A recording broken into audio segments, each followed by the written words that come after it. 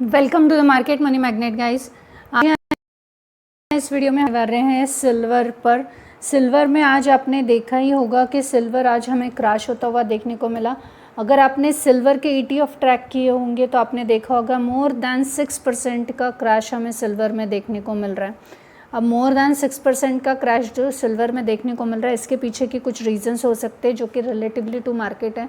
तो आज हम देखेंगे कि सिल्वर में ये जो क्रैश है इसके पीछे का रीज़न क्या है, क्या ये सस्टेनेबल रहने वाला है, क्या ये क्रैश अब सिल्वर को अपनी रियल पोजीशन पर लाने वाला है, क्या हमें सिल्वर में बाइंग अपॉर्चुनिटी बन सकती है। ये सभी सवालों के जवाब आपको इस वीडियो में मिल जाएंगे, सो स्टे ट्यून।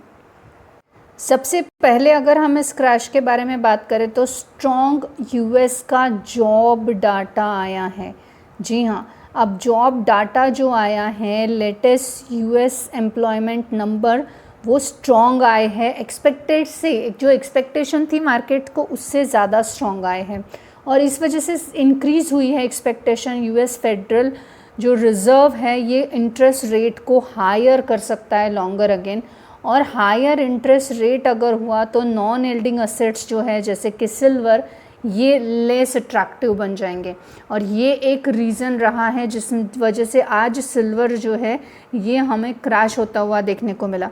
उसके अलावा रेजिंग बॉन्ड यील्ड, यानी एक स्ट्रॉन्ग इकोनॉमी डाटा जो है, US का डॉलर स्ट्रेंथन अगर होता है, ट्रेजरी यील्ड मूव होते हैं हायर की तरफ, तो स्ट्रॉन्ग डाटा डॉलर का यूजुअल जो प्रेशर है वो हमें कम होता हुआ देखने को मिलेगा, जिस वजह से सिल्वर जो है ये मोर एक्सपेंसिव नहीं रहेगा बाय करने के लिए इंटरनेशनली, और इस वजह से भी जो बॉन्ड यील्ड है ये अट्रैक्टिव हो जाएंगे और सिल्वर लेस अट्रैक्टिव।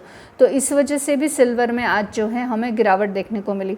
इन्फ्लेशन का फियर जो है ये हायर क्रूड ऑयल प्राइसेस की वजह से भी देखने को मिला है, क्योंकि जियोपॉलिटिकल टेंशन जो है हम देख रहे हैं कि एस्केलेट हो रहा है मिडल ईस्ट के साथ, और इस वजह से इजराइल मिलिट्री का जो एक्शन है ये क्रूड ऑयल प्राइसेस हायर करने पर है। अब raising oil prices can increasing inflation concern. अब इन्फ्लेशन का कंसर्न बढ़ेगा तो ऑब्वियसली फियर बढ़ेगा, सेंट्रल बैंक्स को अपने जो रेट है उसको एलिवेट रखना पड़ेगा।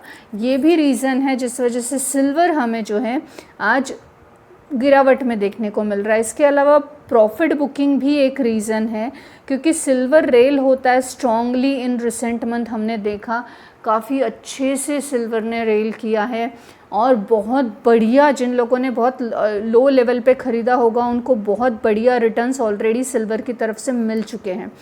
तो ये जो एक अच्छा रेल आया था, इसके बाद एक प्रॉफिट बुकिंग वाला सेक्शन भी आता ही है, और यही हमें देखने को मिला कि कुछ लोगों ने प्रॉफिट बुकिंग कर ली, क्योंकि एम्प्लॉयमेंट का US का डाटा अच्छा आया है। यानी आने वाले समय में हम बोल सकते हैं कि ये जो एक्सपेंसिव असेट्स है इसको लेस प्रायोरिटाइज करेंगे लोग। इस वजह से अब सिल्वर जो है एक वोलेटाइल है कंपैरिजन टू गोल्ड के हम बात करें तो, क्योंकि सिल्वर इंडस्ट्रियल और इन्वेस्टमेंट डिमांड दोनों में यूज़ होता है। अब इंडस्ट्रियल और इन्वेस्टमेंट डिमांड दोनों में यूज़ होने की वजह से इसका जो ट्रेंड है ये मूव मोर शार्पर रहता है गोल्ड के करेक्शन के कंपैरिजन में, और सेंटिमेंट्स टर्न भी निगेटिव सिल्वर को लेके बहुत जल्दी हो जाते हैं लोग। अब ऐसे में होगा क्या, सिल्वर जो फ्यूचर, जैसे हमने देखा कि फ्यूचर ड्रॉप हुआ इंट्राडे में 4% से, रिपोर्टेडली जो इंडिकेट करता है डिक्लाइन अराउंड 5,500 से लेके 6,000 रुपीज़ पर केजी आज 8 जून को हमें देखने को मिला, 6% के आसपास। अगर सिल्वर क्रैश होता है तो मेनली बिकॉज ऑफ US का इकोनॉमी का data, expectation higher interest rate की, स्ट्रॉन्ग डॉलर होना, बॉन्ड का जो बॉन्ड यील्ड है वो बढ़ना, और हेवी प्रॉफिट बुकिंग होना एक मेजर रेल के बाद, ये चीज़ें मेनली फैक्टर कर रही है सिल्वर की तरफ, जिस वजह से सिल्वर हमें क्रैश होता हुआ हमें करीबन 6% के करेक्शन में ETF में और 4% जो है इंट्राडे में ड्रॉप होता हुआ देखने को मिला है। अगर सिल्वर की बात कर ही रहे हैं तो इन्वेस्टर को कुछ इवेंट्स को ध्यान में रखना चाहिए। अगर आपके पास सिल्वर बाइंग है या आप सोच रहे हो कि इस गिरावट में हमारे लिए बाइंग अपॉर्चुनिटी बन सकती है, तो जो नेक्स्ट आएगा US का जो फेड रिज़र्व की मीटिंग आएगी उसको आपको ध्यान में रखना है as a interest rate expectation, क्योंकि करंटली जो है silver prices more than fundamental driven देखने को मिल रहा है यहाँ पे यूएस के बेस पर। अब यूएस के फेडरल रिजर्व की मीटिंग का आउटकम जो भी आएगा उसके ऊपर सिल्वर का एक हम बोल सकते हैं डेस्टिनेशन डिसाइड होगा कि ये और क्रैश होगा या ये करेक्शन में फिर से जाएगा।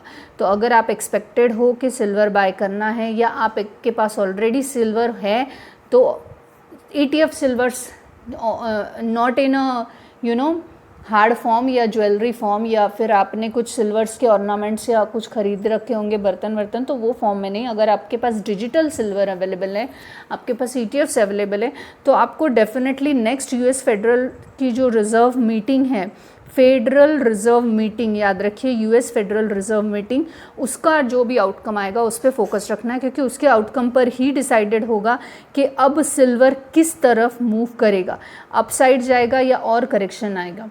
सिल्वर जो है सेमीकंडक्टर में भी यूज़ होता है, आप जानते ही है ये चीज़ कि सेमीकंडक्टर में भी सिल्वर यूज़ होता है और इस वजह से भी सिल्वर का डिमांड ज़्यादा हमें देखने को मिल रहा है।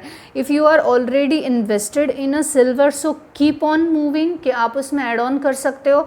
अगर आप न्यू इन्वेस्टर हो और इन्वेस्ट करना चाहते हो तो आपको थोड़ा और करेक्शन का वेट करना चाहिए, क्योंकि सिल्वर में एक्सपेक्टेडली और करेक्शन आने के चांसेस हैं और वो mainly US federal reserve meeting के बाद हमें देखने को मिल सकता है। और यदि US फेडरल रिजर्व मीटिंग में थोड़ा भी अप एंड डाउन डिसीजन आता है तो डेफिनेटली आपको सिल्वर में एक और बाइंग अपॉर्चुनिटी अच्छी खासी बन सकती है। अब अगर क्वेश्चन आता है कि सिल्वर को किस फॉर्म में बाय करना चाहिए, तो आप अगर ऑर्नामेंट फॉर्म में बाय करते हो या आप अगर बल्क फॉर्म में बाय करते हो, बार फॉर्म में बाय करते हो, तो मेकिंग चार्जेस एंड ऑल वो सारा ये है झंझट की बात है एक्चुअली। और अगर आप ETF फॉर्म में बाय करते हो तो आपको वो थोड़ा बेनिफिशियल ज़्यादा देखने को मिल सकता है कंपैरेटिवली जो है फिज़िकल फॉर्म में। फिज़िकल फॉर्म का जो सिल्वर है ऐसा नहीं कि वो ख़राब है, लेकिन फ़िज़िकल फॉर्म में प्योरिटी के चांसेस आपके थोड़े से कम हो जाते हैं। प्योरिटी कोई अच्छी देता है, कोई नहीं देता है। डिजिटल फॉर्म में अगर आप लेते हो, स्पेशली स्टॉक मार्केट में ETF फॉर्म में आप सिल्वर लेते हो तो मार्केट के हिसाब से ही वो मूव करता है। ETF में भी आपको निफ्टी 20 में भी मिल जाएगा, बहुत सारे अलग ETF भी मिल जाएंगे। अगर आप चाहते हैं कि मैं आपको बताऊँ कि सिल्वर में कौन से ETFs अच्छे हैं तो आप कमेंट सेक्शन में ETF लिखिए और हम इसके ऊपर एक वीडियो लेकर आएंगे। पर आप ETF फॉर्म में इन्वेस्ट करते हो तो आपके लिए ये एक बेटर ऑप्शन हो सकता है रादर दैन फिज़िकल फॉर्म, क्योंकि फ़िज़िकल फॉर्म के लिए आपको जो है बैंक लॉकर्स लेने पड़ेंगे। एक आपको फिक्स कैटेगरी है कि इतने ही फॉर्म में आप खरीद सकते हैं, इतने ही ग्राम में, इतने ही किलो में खरीद सकते हैं। लेकिन ETF फॉर्म में ऐसा कोई जो है लिमिटेशन आपके लिए नहीं है, आप लमसम खरीद सकते हो, ज़्यादा से ज़्यादा खरीद सकते हो। एक अच्छा स्ट्रॉन्ग पोर्टफोलियो आप सिल्वर और गोल्ड से भी क्रिएट कर सकते हो।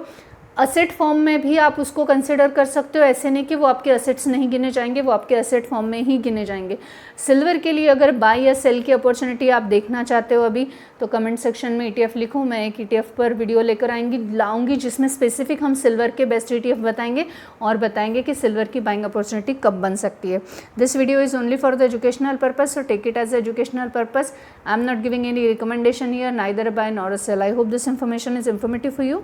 Thanks for watching.